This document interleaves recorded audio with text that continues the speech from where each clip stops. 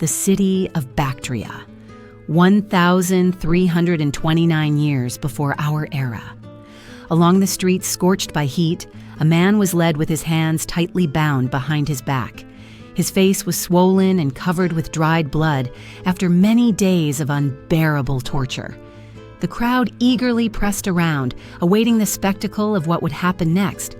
Before them stood Bessos, once satrap of Bactria, ruler of vast lands of the Persian Empire, and a man who dared to call himself the legitimate heir of Darius III after cold-bloodedly killing the king. Now, by direct order of Alexander the Great, Bessos awaited one of the most terrible executions of antiquity. Live crucifixion, a slow and agonizing deprivation of life that could last several days. But how did the once powerful ruler, who had provinces, armies, and the loyalty of thousands under his command, end up in such a cruel and humiliating position? To understand the fall of Bessos, one must return to the year 1336 before our era. It was then that the young Alexander, only 20 years old, began his legendary campaign against Persia. The Macedonian king, having established his power over Greece, now turned his gaze to the greatest empire of the time. With his army numbering about 35,000 warriors, he marched eastward, intending to overthrow the mighty Persian kingdom.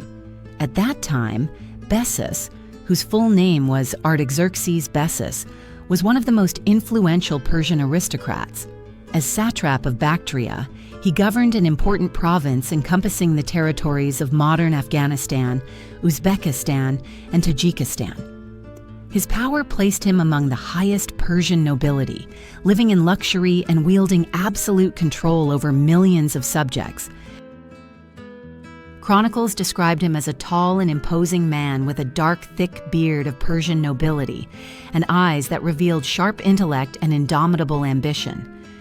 At the beginning of Alexander's invasion, Bessos was about 40 years old. He had long served Darius III, even leading the Bactrian troops in the pivotal battle of Gaugamela near Arbela. However, despite desperate resistance, Alexander's victories carved deep corridors into Persian lands, and Darius's position became increasingly precarious. After the crushing defeat in 1331 before our era, Darius abandoned his capitals, treasuries, and a significant part of his power, retreating eastward. It was at this stage of despair that a split began among the Persian leadership. When the once great king, forever fleeing from a young but ruthless enemy, seemed weak, the weakness of the ancient world attracted predators. For Bessos, the sight of Darius's fall became not only a disappointment, but also an opportunity. By the winter of 1331 to 1330 before our era, he had joined forces with other betrayed satraps, such as Nabarzanes, the Kurshiliarch, and Barsaentes, satrap of Arachosia. Their plan was as ruthless as it was audacious: to kill Darius and hand his head to Alexander, hoping thereby to save their lives and gain high positions in the new Macedonian power rapidly approaching. The murder took place in 1330 before our era near Hekatompelos, on a dusty road. Darius, exhausted from long flight, was resting in his chariot when Bessos and his accomplices set about their deed. According to some sources, they first called on Darius to surrender to Alexander, but upon refusal, Bessos gave the order to kill the king.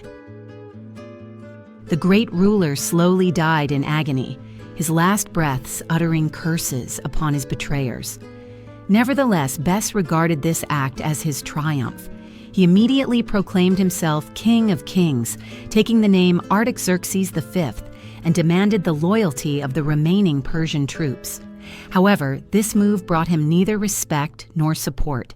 His ambitions provoked rejection from many, and his rebellion only hastened the fall of the Persian Empire under the blows of Alexander, who soon personally exacted punishment on the traitor through a terrible execution. Thus ended the tragic story of a man who once held a mighty empire in his hands. If you appreciate such calm historical narratives, please subscribe to the channel. It's free and helps me continue. Sudden resolve and cruelty were revealed in the actions of one of the most controversial figures in the history of the Persian Empire. Immediately after his self-proclaimed coronation under the name Artaxerxes V, he assumed the title King of Kings and demanded oaths of loyalty from the remaining Persian forces. His first public gesture, preserving Darius's head in salt and sending it to Alexander the Macedonian as a sign of submission and obedience, seemed a bold move, yet at the same time a profound insult. However, Bess, as would later become known, seriously underestimated Alexander. When the carved box containing Darius's head arrived at the Macedonian king's camp, the young conqueror reacted instantly and harshly. Instead of gratitude, Alexander felt disgust and anger. To him, Darius was a worthy opponent, a true monarch, and to see him killed by his own close associates was an offensive betrayal, unacceptable in terms of royal honor. Alexander ordered the execution of Bess's envoys on the spot and vowed to pursue the killer to the farthest corners of the earth. Darius's remains were buried with all honors befitting a king, which Alexander emphasized repeatedly. This was not just a war, it was a personal vendetta.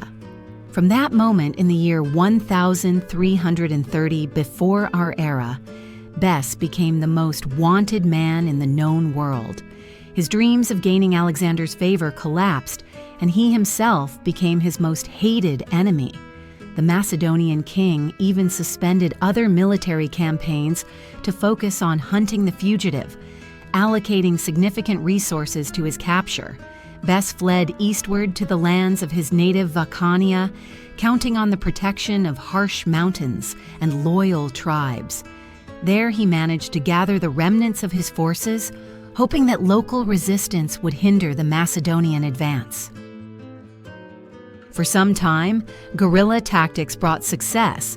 Between 1330 and 1329, he struck sudden blows, ambushed small detachments, and vanished into inaccessible places, leaving Alexander no opportunity to respond effectively.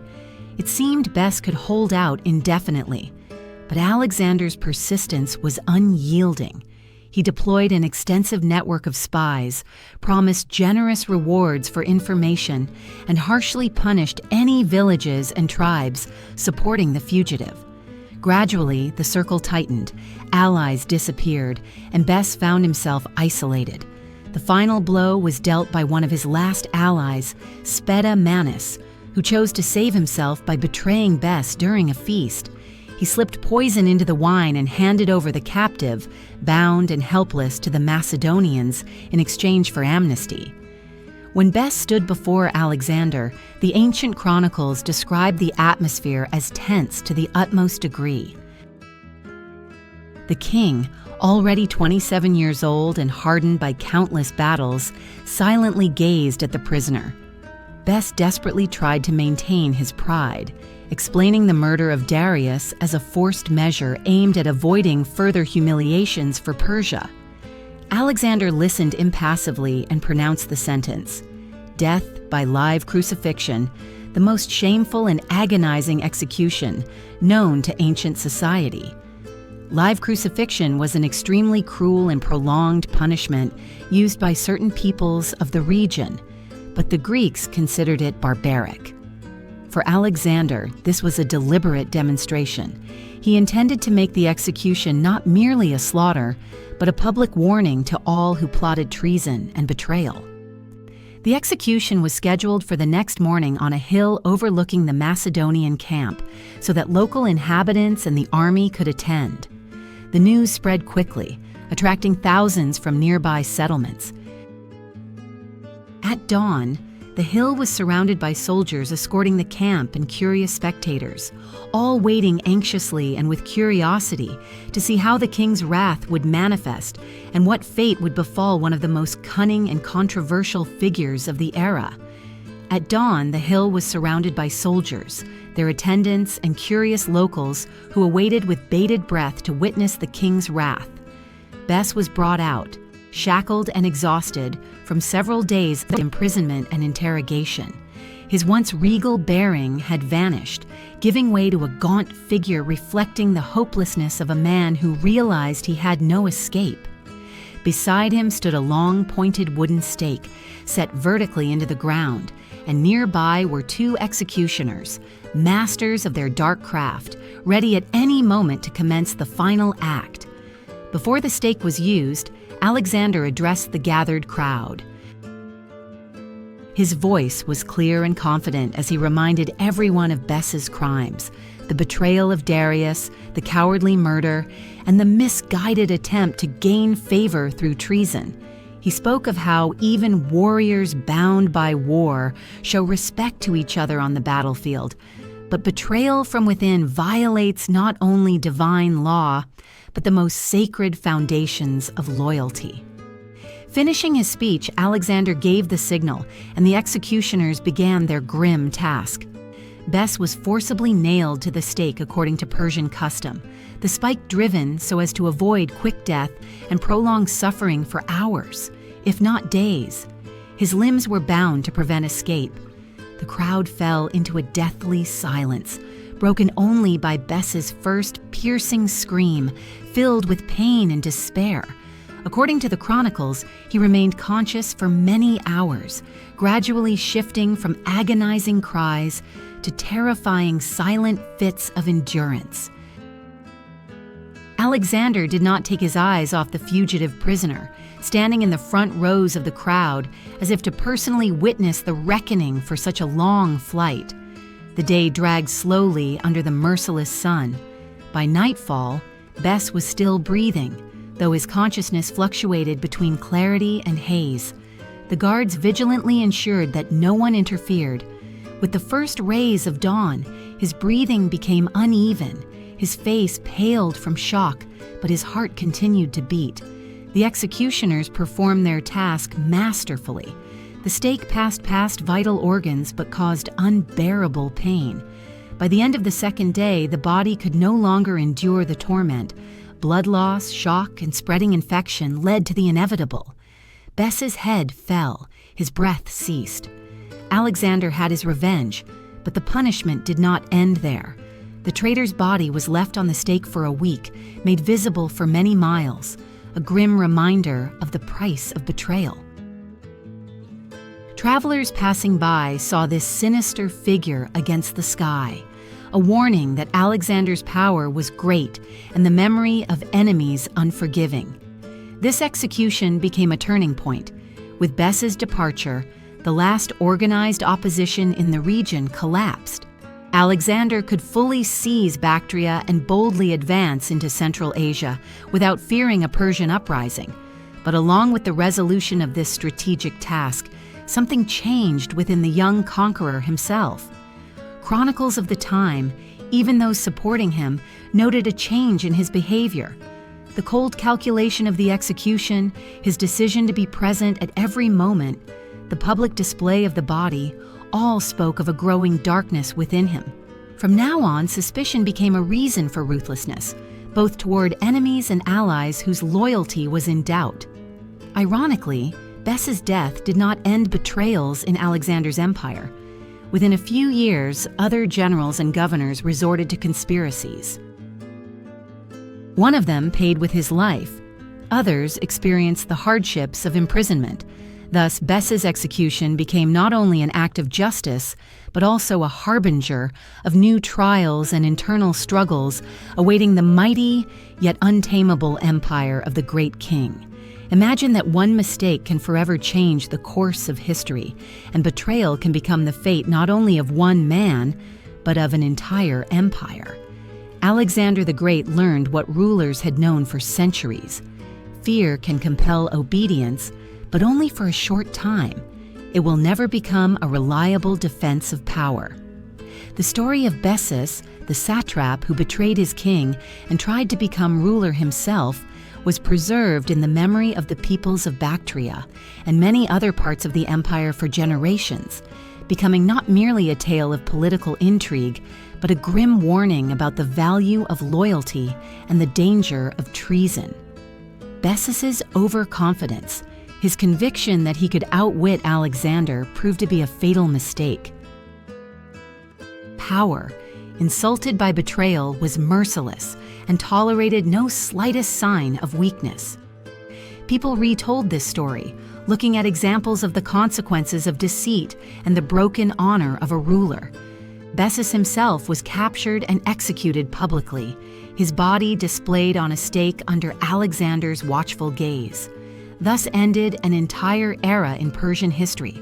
The satrap's execution shook the conquered lands and became a harsh signal that betrayal in the new order was punished not only by death, but also by shame prolonged over time.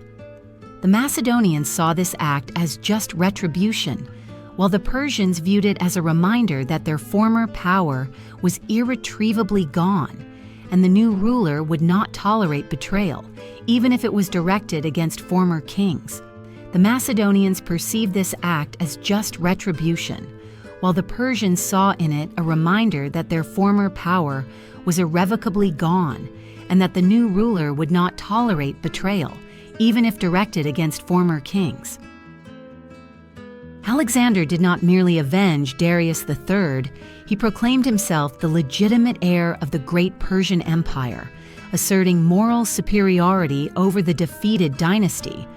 However, the price was high even for Alexander himself. Contemporaries noted that after the execution of Bessos, his willingness to show mercy noticeably diminished. The leading figures and companions saw his ambitions remain undiminished, but instead of trust, he began to regard loyalty as a fragile and easily broken substance, especially one that could be violated even by those closest to him. The shadow of suspicion never left him during councils and military campaigns. The subsequent expeditions against the Scythians, Sogdians, and deep into India were marked by an increased role of fear as a tool for maintaining order. Governors and commanders who hesitated or doubted faced harsh, often deadly punishments.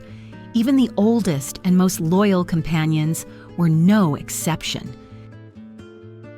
Whereas before Alexander's charisma and vision were enough to inspire, now his rule took on a sharp character, shaped by harsh lessons of betrayal. But the story of Bessos did not fade.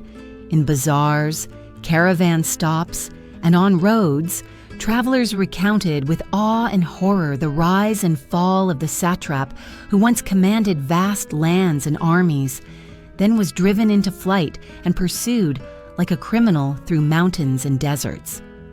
The memorable image of his body impaled under the scorching sun, exposed to the wind and the throng of predatory birds, entered local folklore as a grim warning.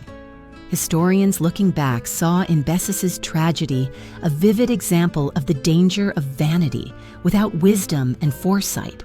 He had power and command, but failed to understand the gaze and strategy of his enemy.